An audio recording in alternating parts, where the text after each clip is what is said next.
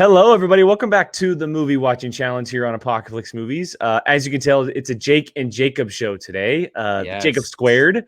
And we are here to do a little review and discussion about Bedazzled, the film that I was challenged to watch last week by Mr. Bartley. A film that he has been talking about and praising for quite some time. And I know for a fact has been wanting me to watch for quite some time. And it finally happened. Well, not what do you just think, me. Jacob? How do you think I'm gonna react to this bad boy?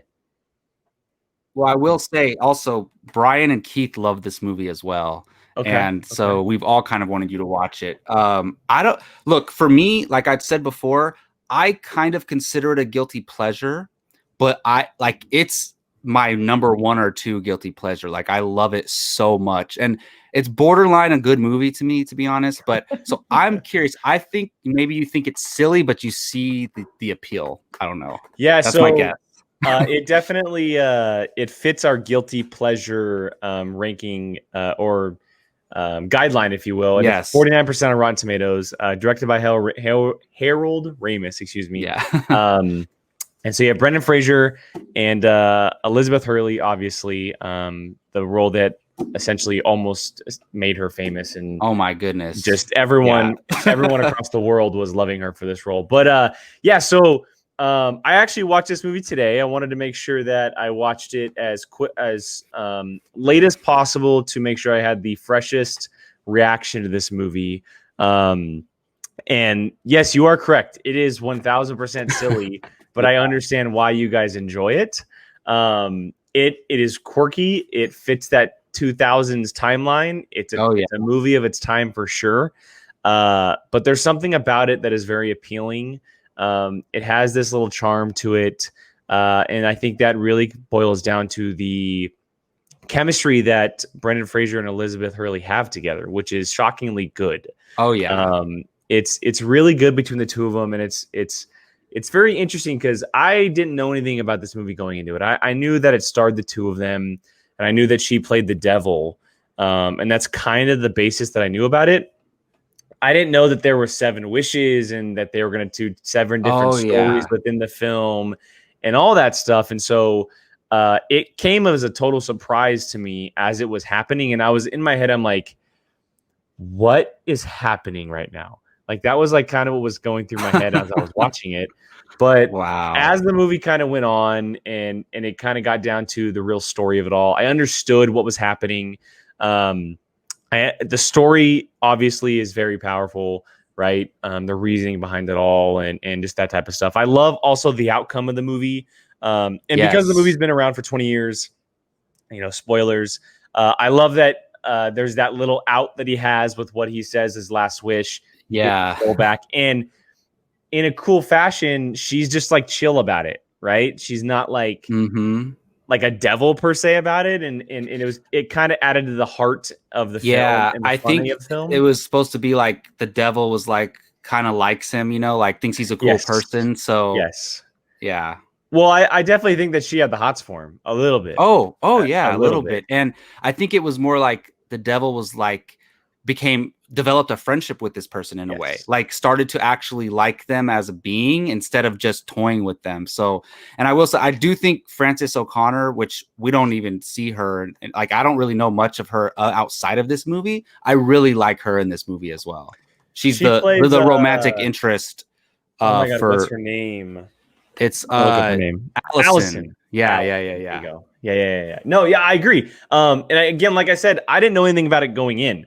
I had no idea what it was about. I thought it was just like a relationship with the devil or whatever, but yeah, I didn't realize that it was the devil helping him essentially find the love of his life, or the love of life, what he thought was the love of his life. Yeah, exactly. And I also like how it kind of came back around and he found a doppelganger of her and then they hit it off, which just adds to the quirkiness of the movie. So funny. But yeah, it's fun. It's quirky. It makes me miss Brendan Fraser a lot. Yes. I'll be honest.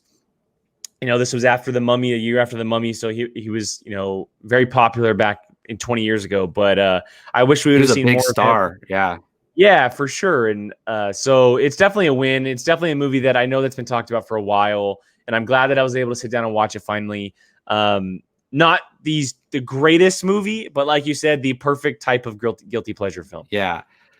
What I love about this movie is that it's one of those movies that it makes you think, what if I was in this scenario? What would I do? And that's what I love about this movie. And I love those type of movies that make you think that way. Agreed. And there's definitely a lot of those moments throughout the movie. It's fun and it's different, and they don't make movies like this these days. And no. And so it was definitely a good little watch there for me. So yeah, thank you. It's a win. Good job. Awesome. I'm glad you enjoyed it.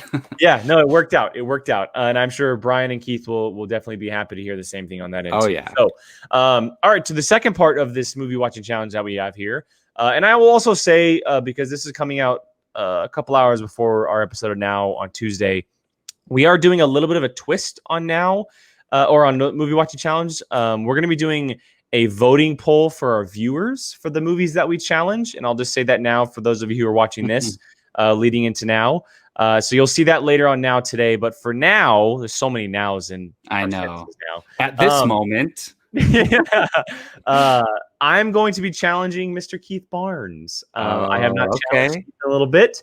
It's been a while for him. Yeah, I don't think he's been challenged in a little while, and I think it'd be fun to challenge him and inaugurate the new format with him on this one. So I'm excited to see what everybody picks for that one. You know, I just realized this means that you're going to be able to see all 4 movies that you were challenged to.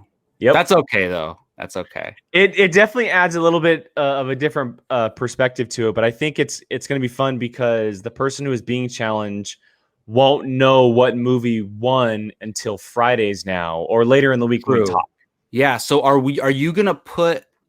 I think it would be cool if you didn't put people's names next to the movie, so then they won't know who challenged them until the show. And so what I'm going to do is tonight on Now, when Brian reads the movies off, he's not going to read off who challenged with what movies. Awesome. Yeah, that's cool. That's cool. And then the poll won't have those names as well. And then it'll be revealed whenever that movie wins the poll, that's going to end up winning. So it's a great idea. Yeah, it's going to be fun.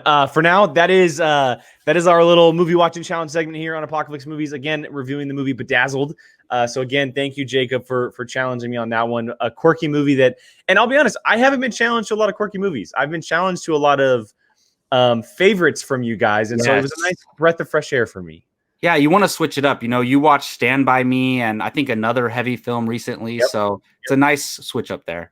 Agreed. Well, for myself, for Jacob, thank you for joining us on this episode of Movie Watch Challenge. Again, Apocaflix Now every Tuesday and Friday, 7:30 p.m. Pacific time. Join us live on our YouTube channel, and then make sure you check us out on all of our other platforms. So again, thank you for joining us, and we'll see you guys next time.